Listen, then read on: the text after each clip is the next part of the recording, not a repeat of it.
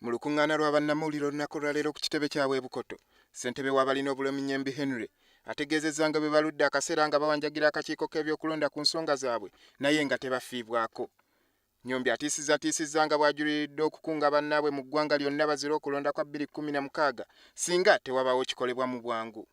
Ono anokoddeyo obuvuyo obujjudde mu kkebera enkalala obuyitiridde omuli amannya gaabwe obutaba ku nkalala, obutabaayo muntu akola ku balina obulemu, wamu n'ekyokuba nti abantu abalina obulemu ba bika bingi abaalekebwa ebbali.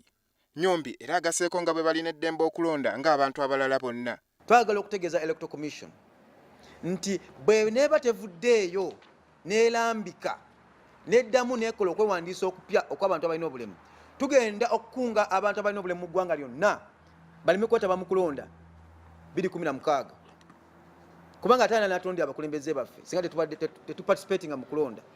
Yes, enkulu w'abakiggala Ambrose Mulangira ategeezezza nga bwe bafuna obuzibu n'akakiiko k'ebyokulonda engeri gye kawaamu obubaka olw'okuba nga babuyisa ku mpewo za radio na TV okutali muntu akyusiza abantu balina obuzibu mu kuwulira, bwe batyo ne basigala nga tebafuna mawulire ku kiba kigenda mu maaso. Ono agasseeko nti beetaaga ensimbi ezibatambuza okutuuka we bakeberera enkalala wamu n'ensimbi eziddukanya okulonda kwabwe ng'ebibiina by'obufuzi ebirala we byafujjirirwa ensimbi okuva eri akakiiko k'ebyokulonda. Many names are missing out. Even up to now, Electoral Commission has extended the registration time period. But how is the information being disseminated? Like deaf people, how are they getting this information? Bano bategeezezza nga bwe beetaaga omuntu asobola okubakolako, so singa bwe kiri kati ng'abakola ku nkalala babatunuulira butunuulizi okwawula alina obulemu, kubanga si buli bulemu nti bulabika na maaso.